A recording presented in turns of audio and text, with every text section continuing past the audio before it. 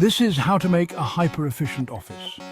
Whether you're an entrepreneur running a business from home or a remote worker looking to maximize output, these tips will transform your office into a productivity powerhouse.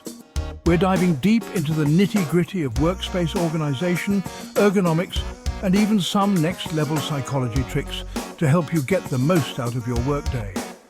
Ready to discover the secrets that top performers use to stay ahead? Let's dive in. First up, we're tackling the layout of your workspace with a little something I call task zoning. Think of it like dividing your workspace into dedicated zones for different types of work. This is all about minimizing distractions and getting your brain in the right headspace. Imagine this. You have your main workstation, right? But instead of it being one big free-for-all, you create distinct areas. You could have a deep work zone. This is your command center for laser focus. Keep it minimal. Just your laptop, a notebook, maybe a single plant. The key is to eliminate anything that screams procrastination. Next, a creative zone. This is where you let loose, brainstorm, and let those ideas flow. Maybe you have a whiteboard for mind mapping, some colorful sticky notes, or even a dedicated inspiration board. The vibe here should be open and inspiring. And of course, you've got to have a break zone. This is where you step away from the screen, relax and recharge. A comfy chair, a bookshelf, maybe even a coffee maker or a mini fridge, whatever helps you unwind. The point is to create a clear separation from your work zones. Now you might be thinking, John, I work from my kitchen table. This isn't realistic, but hear me out. Even small dedicated spaces can make a world of difference. Maybe your deep work zone is your kitchen table, but your creative zone is actually that coffee shop down the street. It's all about being intentional with your space and how you use it. The beauty of task zoning is that it eliminates that mental friction of switching between tasks. When you move to your deep work zone, your brain knows it's time to buckle down and get serious. You're basically hacking your environment to work for you. Trust me, once you go task zoning, you won't go back. So, you've got your zones set up, now let's optimize what's inside them with the 80/20 desk layout. This is about ruthless prioritization. Ever heard of the Pareto principle? It states that 80% of your results come from 20% of your efforts. We're applying that same principle to your workspace. The goal here is simple. Keep only the essential 20% of items within arm's reach. What are those high-value items that you use for 80% of your work? For me, it's my laptop, a notebook, and my daily task planner. Everything else? Out of sight, out of mind. This might seem extreme, but clutter is the enemy of focus. Every item on your desk competes for your attention.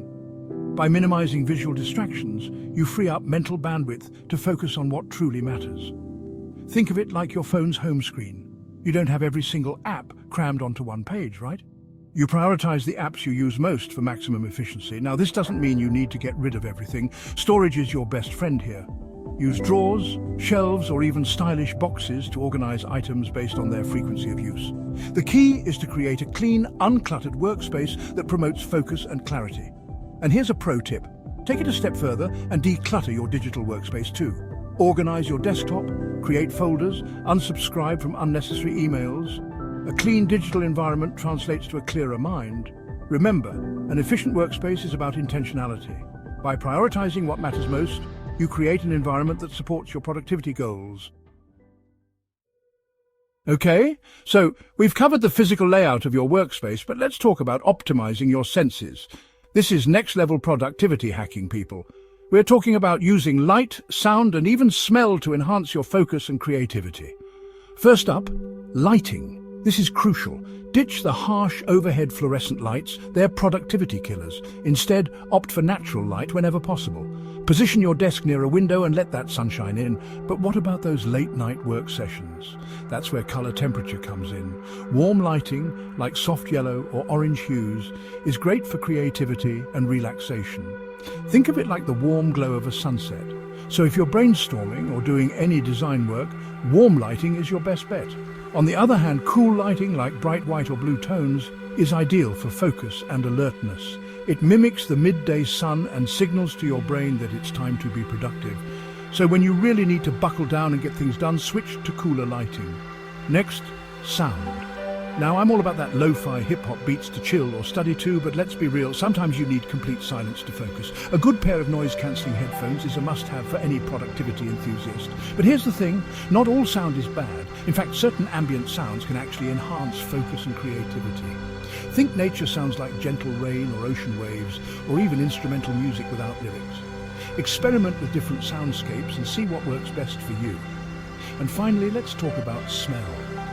This one might seem a bit out there, but trust me on this. Certain scents have been shown to impact cognitive function. For example, peppermint can boost alertness and focus, while lavender promotes relaxation and creativity. Consider using a diffuser with essential oils, or even just lighting a scented candle. Just make sure the scent isn't too overpowering or distracting. Now, let's talk about a productivity killer that often gets overlooked: workspace clutter.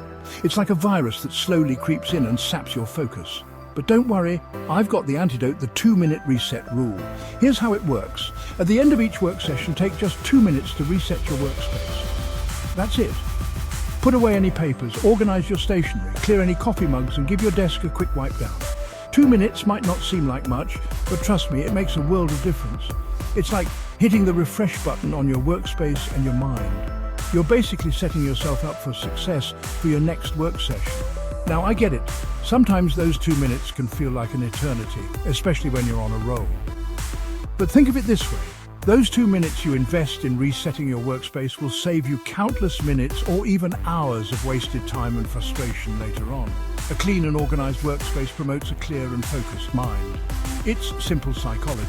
When your environment is cluttered, your mind gets cluttered too. But when your surroundings are organized, your thoughts tend to follow suit. The 2-minute reset rule is all about building good habits. It's about creating a system that supports your productivity goals. And the best part is, it's so easy to implement. So set a timer, put on your favorite 2-minute jam, and let's reset. Finally, let's get into some next-level psychology hacks with a technique called cognitive anchoring. This is about using color psychology to your advantage. You see, colors have a powerful impact on our emotions and behavior, even if we don't realize it consciously. Think about it. Certain colors just make you feel a certain way, right? Blue might evoke feelings of calmness and tranquility, while yellow might make you feel optimistic and energized. We can use these subconscious associations to our advantage. For example, if you're working on a task that requires intense focus, try incorporating blue tones into your workspace. This could be as simple as adding a blue desk mat, a blue pen holder, or even just a blue post-it note on your monitor. The subtle presence of blue can help calm your mind and improve concentration. On the other hand, if you're working on a creative project, green is your go-to color. Green is associated with growth, harmony, and creativity. Try adding some plants to your workspace or using green stationery. The presence of green can help stimulate your imagination and get those creative juices flowing. And for those times when you need an extra boost of energy or motivation, red is your power color. Red is associated with passion, excitement, and urgency.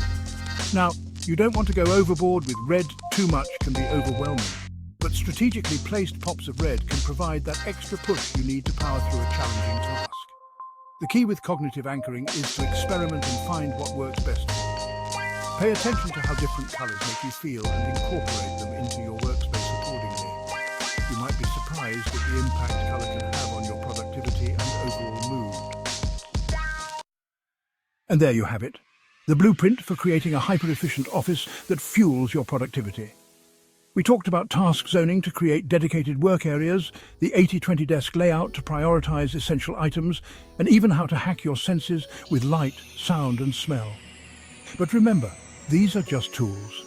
The real magic happens when you find what works best for you and build a system that supports your unique workflow. Which of these techniques are you excited to try? Do you have any other tips for creating an efficient workspace? Remember, the key to success is always to keep learning and adapting. Subscribe for weekly tips and tricks on dominating your work.